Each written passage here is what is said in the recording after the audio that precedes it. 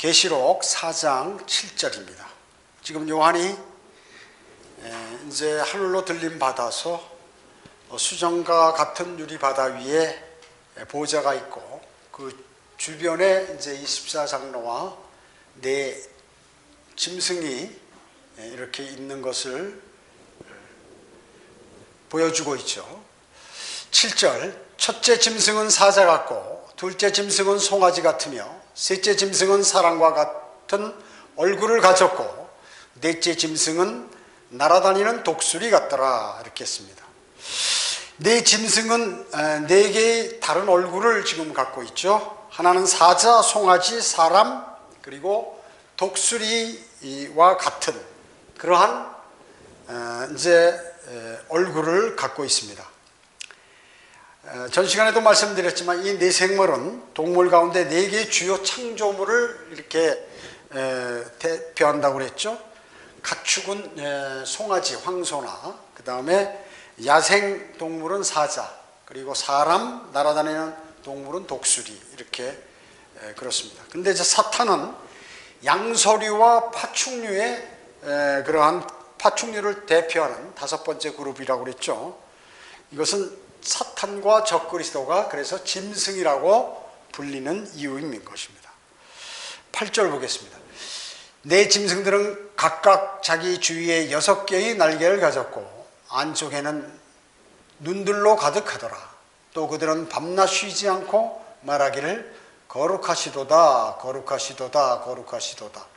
전에도 계셨고 지금도 계시며 앞으로 오실 전능하신 주 하나님이여 하더라. 이 네 짐승은 각각 6개의 날개를 이렇게 가졌습니다. 그 에스겔 1장 한번 펴보시죠. 에스겔 1장 5절 빨리 찾으셔야 돼요. 에스겔 1장 5절에 보면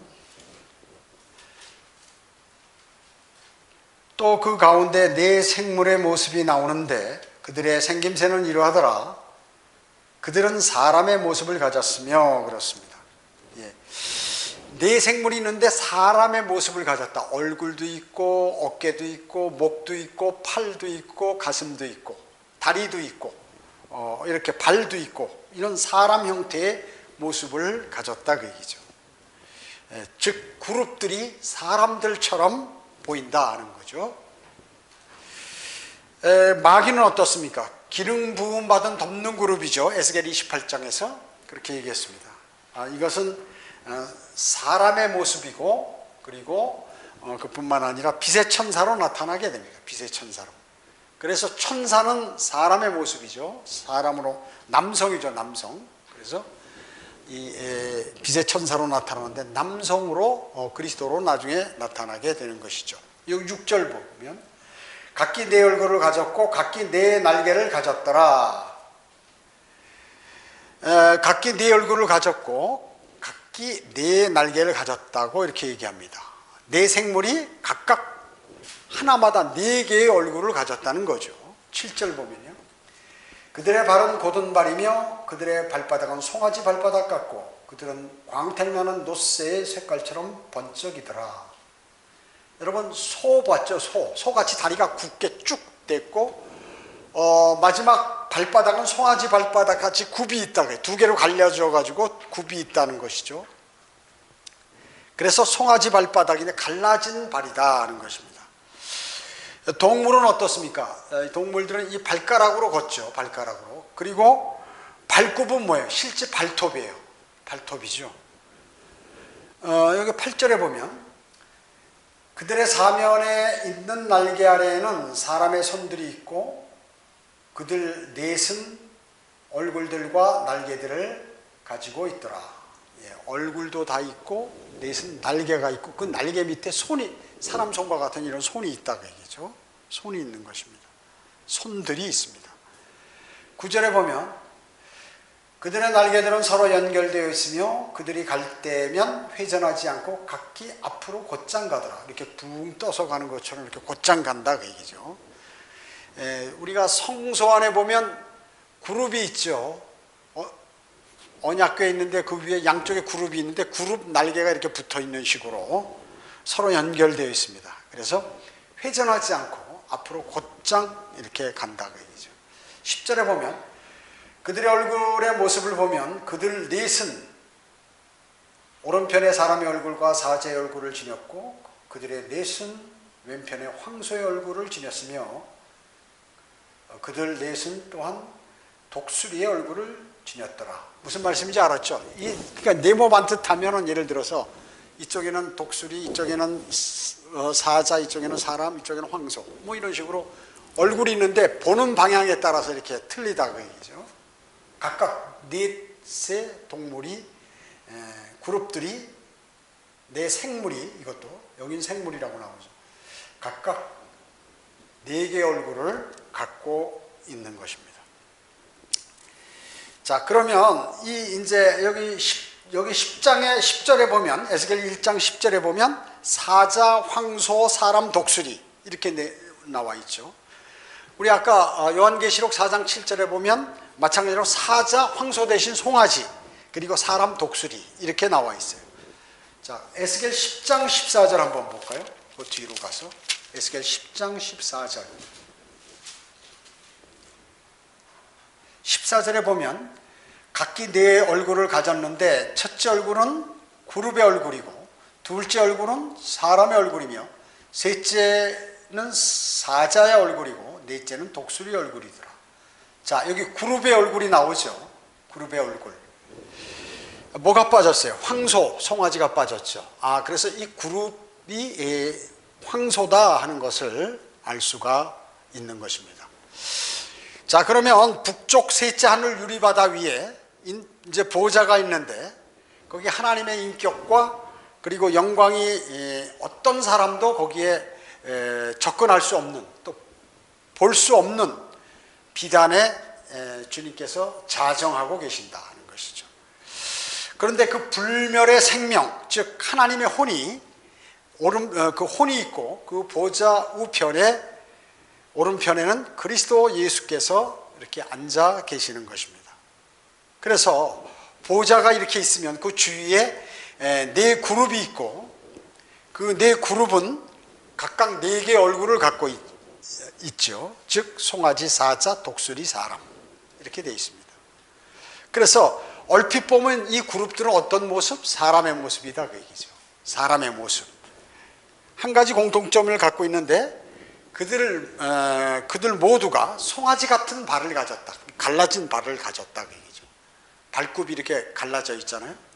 그런 발을 가졌다. 상상을 해보시면 돼요. 사람인데 얼굴은 이제 여러 가지 네 개 형태로 돼 있고 혹은 뭐 독수리로 돼 있으면 몸 어깨도 다 있고 날개가 있고 그 밑에 손이 있고 사람 어깨같이 이렇게 딱 돼서 다리가 있는데 다리는 소다리처럼 곧게 이렇게 딱 돼 있고 그 발굽은 이렇게 갈라져 있다 하는 것이 그렇게 돼 있는 것이죠.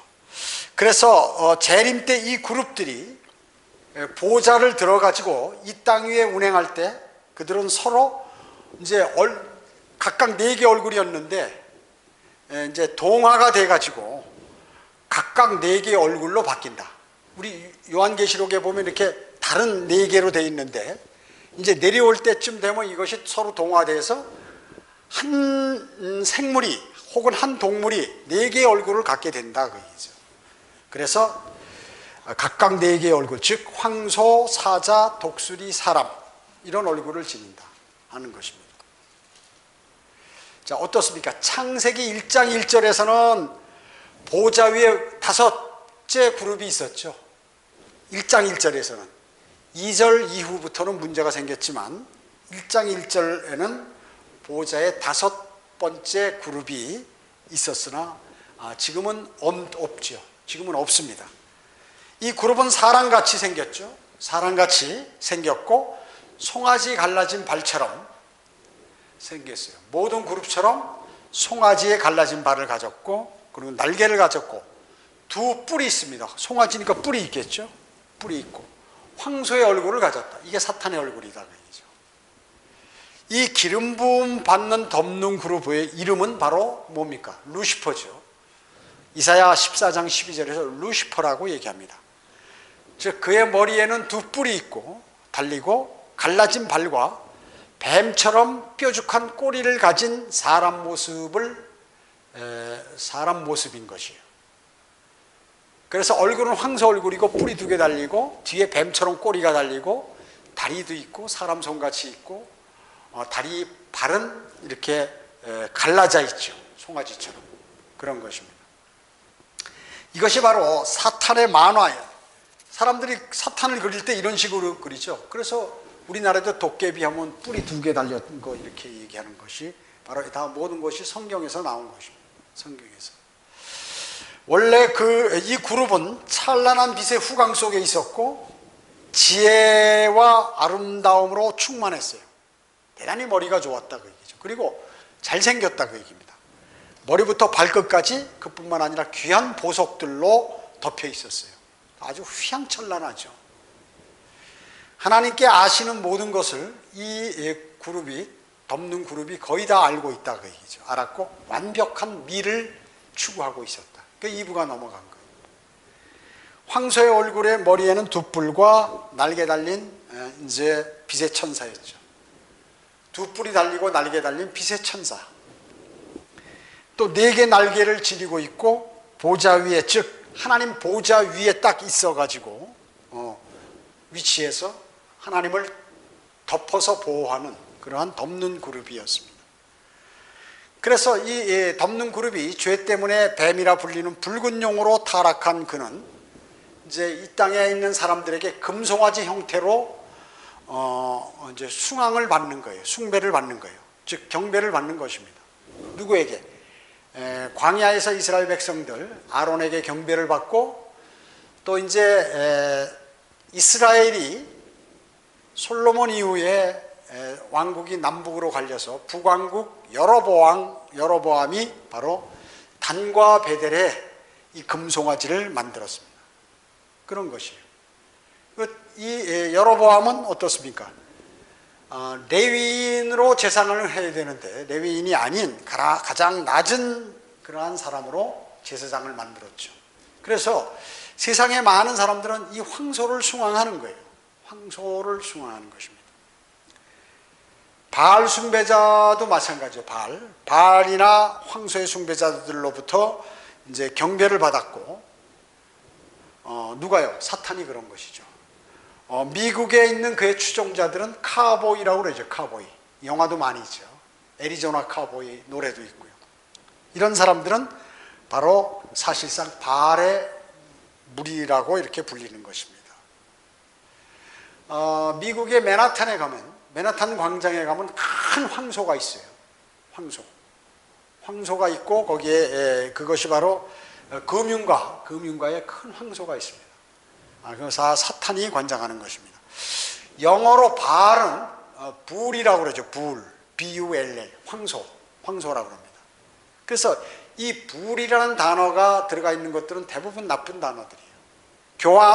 교황의 교서, 이것도 페이펄 불 이렇게 얘기하는 거예요. B-U-L-L이 들어가는 거예요.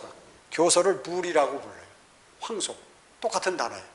다르게도 불린 거죠. 교서라고 불린 거죠. 그래서 교황이 인장을 찍어가지고 명령 내린 것이 교황의 칙서, 교서 이렇게 하는데 그것을 불이라고 부른다. 교서를 불이라고요. 그리고 사도행전 14장에 보면 이제 바울과 바나바가 이제 그 루스트라에 갔죠. 그래서 모태부터 절름발인 사람을 고쳐주니까 거기 있는 그 사람들이 말이죠. 주피터의 제사장들이 이제 소와 화관을 갖고 와가지고 이제 신들이 사람의 형상을 입고 여기 내려오셨다고 그래가지고 바울과 바나바에게 제사를 하려고 이렇게 그러는 거예요. 그때 소를 끌고 와서 그렇게 하는 거예요. 소를 잡으려고. 그런 것들입니다. 그뿐만 아니라 아시리아 유적에 가면 날개 달린 황소가 있죠. 황소. 세계 역사 책 사진에 보면 이거 많이 나와 있습니다. 그래서 이 사탄은 황소의 얼굴을 한다. 황소의 얼굴. 그리고 2개 뿔이 있고 날개를 가진 기름 부음 받은 그룹이다. 이렇게 여러분은 알고 있으면 됩니다. 그의 현재 모습은 어떻게 해요? 뱀으로 7머리 달린 용, 붉은 용, 그것도 7머리 달린 붉은 용.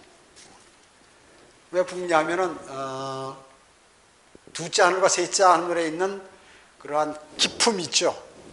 기품, 그것이 아주 붉게 주님의 피로 물들어 있는데 그 안에서 헤엄치고 다녀서 그래요.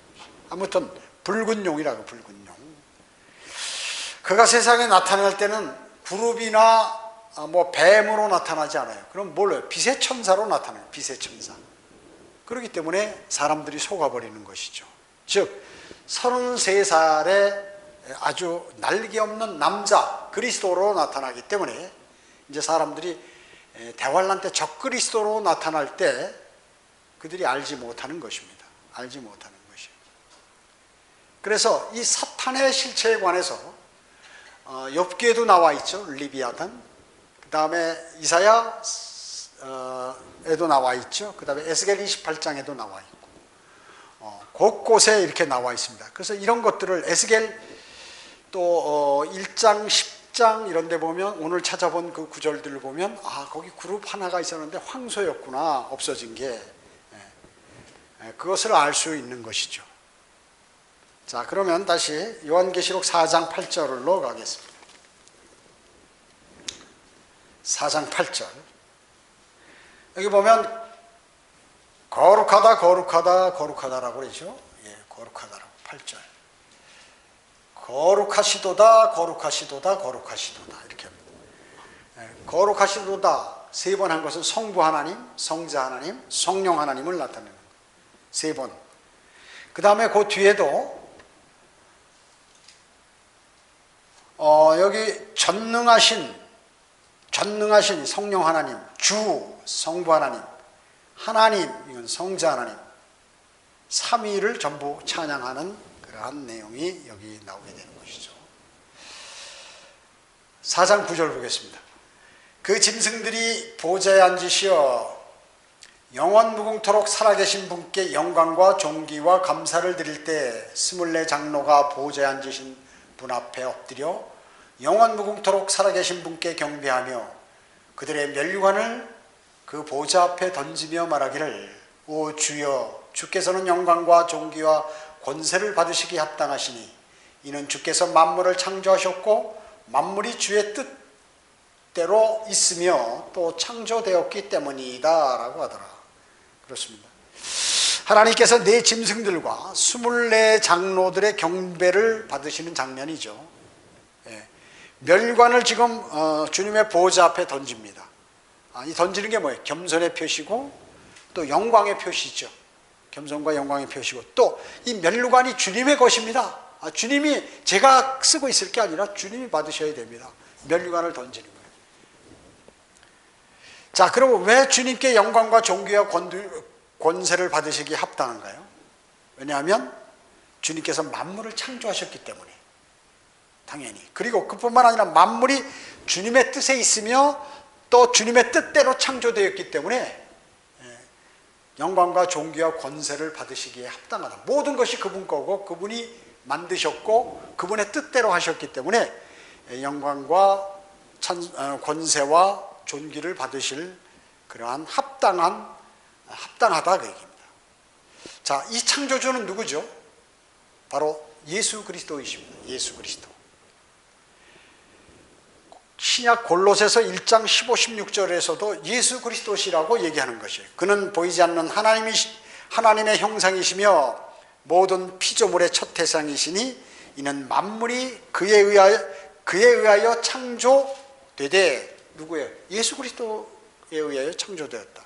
하늘에 있는 것들과 땅에 있는 것들과 보좌들과 주권, 보좌도 했죠. 보좌들, 주권들과 정사들이나 권세들이나 사탄이죠. 만물이 그에 의하여 그를 위하여 창조되었기 때문이라. 그렇기 때문에 그분이 영광과 존귀와 권세를 받으시기에 합당하다. 누가? 주 예수 그리스도가 그렇다. 만물이 누구에 의하여 창조됐다고요? 주 예수 그리스도에 의하여 창조되었다고 성경은 말씀하고 있는 것입니다. 자, 이러한 모든 사항들은 이제 요한이 셋째 하늘에 들림받아서 실제로 눈으로 목격한 장면이에요. 그렇죠? 그래서 이 여행은 바로, 그의 여행은 교회가 휴거되는 유형이다, 그 얘기죠. 우리가 들림받으면 그렇게 지금 요한이 올라가서 하는 그 찬양과 존귀와 영광, 권세, 모든 것을 드리는 것을 보고 우리도 그렇게 하고, 우리가 올라갔을 때의 상황과 동일하다, 그 얘기입니다. 들림받으면. 그렇기 때문에 요한은 들림받을 교회의 유형이다, 이렇게 말씀하고 있는 것이죠. 5장 보겠습니다. 요한계시록 5장 1절 1절로 4절. 또 내가 보좌에 앉으신 분의 오른손에서 한 권의 책을 보았는데 안팎으로 기록되었고 7인으로 봉해졌더라. 내가 큰 음성으로 선포하는 힘센 한 천사를 보았는데 누가 그 책을 펴며 그 봉인을 떼기에 합당한가? 라고 하더라. 하늘이나 땅이나 땅 아래에서 그 책을 펴거나 볼 수 있는 사람은 아무도 없더라. 그 책을 펴거나 읽거나 또는 그것을 볼 만한 사람이 아무도 없기에, 보이지 않기에 내가 심히 울었더니, 요한이 우는 거예요. 그 봉인을 떼려고 그러는데 뗄 사람이 아무도 없다, 그 얘기죠. 볼 사람도 없고, 그런 것이에요. 요한은 이 환상에서 보좌에 앉으신 한 사람의 형상을 지금 보고 있는 것이에요. 그의 오른손에는 한 권의 책이 있습니다. 한 권의 책. 그리고 그 책은 안팎으로 다 기록되어 있는데 7인으로 딱 봉해져서 그 책을 볼 수가 없는 것이에요. 자, 이 책은 무엇인가요? 요한계시록일 가능성이 높습니다. 또 성경 전체를 말하는지도 몰라요. 어떤 사람은 다니엘이라고도, 다니엘서라고, 다니엘로 보기도 합니다. 왜냐하면 다니엘 12장에 이 일들은 끝날 때까지 봉인하라 그랬기 때문에 그런 것입니다. 여기 2절에 보면 큰 음성으로 선포하는 힘센 천사 있죠. 이 사람이 누구냐면 이분이 누구예요? 예수 그리스도시죠. 힘센 천사가 예수 그리스도. 3절에 보면 하늘이나 어떤 천사나 어떤 성도를 얘기합니다. 어떤 천사나 하늘에 있는 존재, 하늘에 있는 성도 누구도 그것을 펴거나 그 봉인을 뗄 수 없어요. 그리고 땅에 있는 어떤 설교자나 또 학자나 교황이나 대주교나 무슨 주교나 신부 이런 누구도 할 수 없다 그 얘기죠. 또 땅 아래에서 어떤 마귀나 구원받지 못한 영혼이나 세상에서 이 세상 사람들이 말하는 귀신도 그 누구도 그 책을 펴거나 볼 수 있는 사람은 아무도 없다 그 얘기죠. 아무도 없는 거죠. 이것은 말씀을 연다는 것이에요. 말씀이 기록되어 있는데 이것을 이해할 수도 없고 열 수도 없는 것이에요. 우리는 누가복음 24장에 보면 엠마오로 가는 두 제자가 있죠. 그래서 그들이 하나님의 말씀, 기록된 말씀들을 얘기해도 잘 모르는 거예요. 그러니까 예수님께서 그때 그들의 지각을 열어 성경을 깨닫게 하시니라 이렇게 말씀하고 있죠. 지각을 열어주시는 분이 누구? 예수 그리스도시다. 그분이 열어줘야 그것을 알 수 있는 거예요. 마찬가지로 오늘 이 봉인을 열 수 있는 분은 바로 예수 그리스도 한 분이죠. 어린 양이신 그분. 또 사도행전 16장에 보면 이제 사도 바울이 루디아라고 하는 그 여인을 만나게 되죠. 그런데 주께서 그 여인의 마음을, 자주옥감 장사인데 그 여인의 마음을 여시니까 바울이 말한 것을 아주 주의 기울여 가지고 그 말을 듣는 거예요. 그래가지고 주님을 영접하고 침례를 받죠. 그래서 그가 옥감 장사를 하는데 최초로 이제 유럽에 가서 사역을 하는 데 있어서 사도 바울을 많이 지원하죠. 경제적으로, 물질적으로 많이 지원합니다. 그래서 주께서 그녀의 마음을 연다고 하세요. 즉 여러분이 말씀을 듣고 또 읽고 할 때 여러분의 지각을 열어주시고 여러분의 마음을 열어주시는 분은 바로 주님께서 열어주셔야 된다는 얘기죠. 마음을 열지 않으면 아무리 얘기를 듣고 아무리 성경을 읽고 묵상하고 해도 이게 무슨 뜻인지 알지 못하는 것이에요.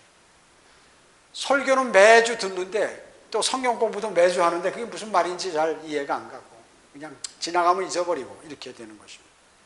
그래서 주님께서 이 마음의 문을 여시고 또 우리의 지각을 열어주시는 것과 마찬가지로 지금 여기 봉인된 책을 여실 분도 바로 예수 그리스도이시라는 것입니다.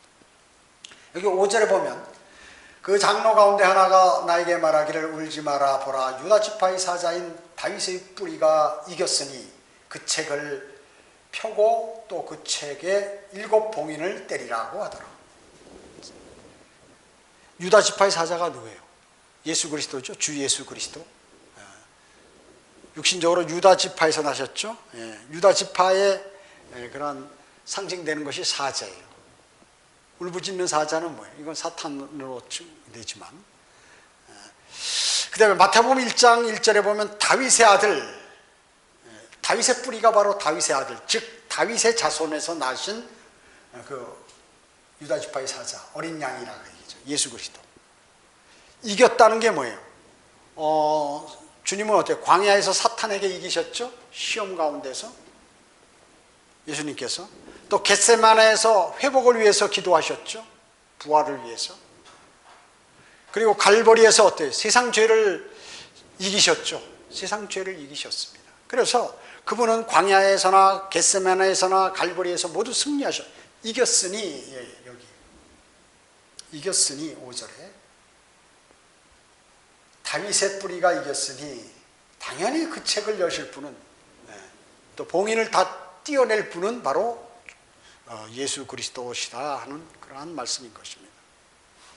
6절에 보면 이에 내가 보니 보라, 보좌와 내 짐승의 한가운데와 장로들의 한가운데 도살당하였던 것 같은 한 어린 양이 서 있는데 7 뿔과 7 눈을 가졌더라. 그 7 눈은 온 땅에 보내심을 받은 하나님의 7 영이라 이렇게 말씀하고 있습니다.